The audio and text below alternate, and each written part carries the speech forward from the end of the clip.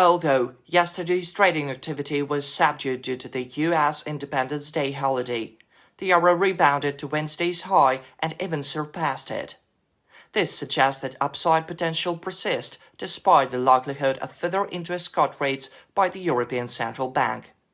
According to the minutes from the ECB's latest meeting released yesterday and comments from some officials, policymakers are waiting for inflation to ease in order to help the economy recover by easing monetary policy. As for the British pound, it was less active but still managed to gain upside momentum. Sterling is gradually creeping up to its one-week high and is poised to rise above it. Before we get into technical analysis, let's take a look at today's macroeconomic calendar. It includes industrial production data from Germany and France, as well as retail sales data from the euro area. However, these reports are unlikely to have a major impact on intraday market dynamics. All eyes will be on the US unemployment rate and non-farm payrolls. Notably, the US unemployment rate rose to 4.0% in May from 3.9% a month ago. US non-farm payrolls increased by 272,000 in May, up from 175,000 in April. For June, economists are expecting job growth of 191,000 payrolls. If data disappoints, the greenback could come under more pressure, with the euro and the pound sterling posting strong gains. In addition, traders should pay attention to the US average hourly earnings report. A decline in this indicator will signal problems facing the American economy due to high interest rates, which may also weigh on the dollar.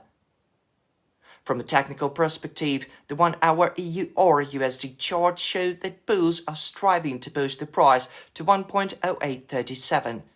Upbeat statistic from the euro area will make it possible to test this level.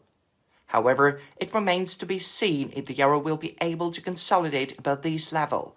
A false breakout at 1.0837 will generate a sell signal, with the European currency pulling back to 1.0809.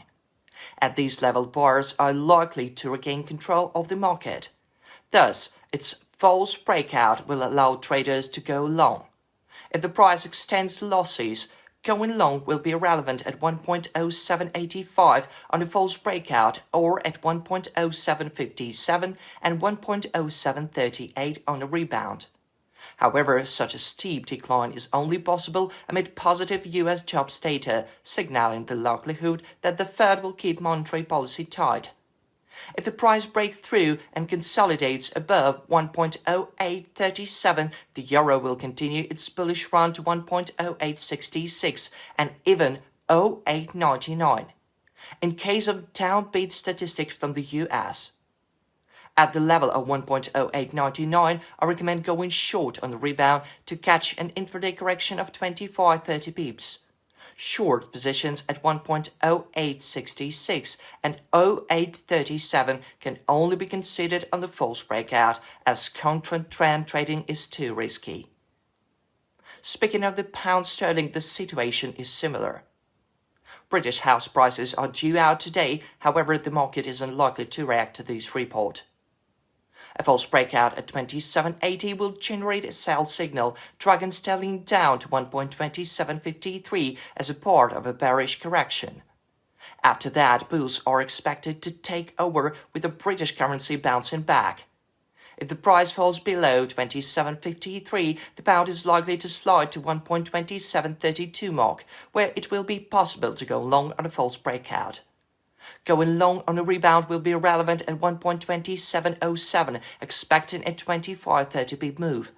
Alternatively, if the price rises above 1.2780 and tests it from the top down, sterling will most likely climb to 1.2804 and probably 28.28 in case of negative US data.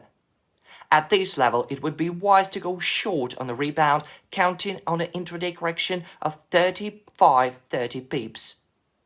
Good luck, have a great weekend.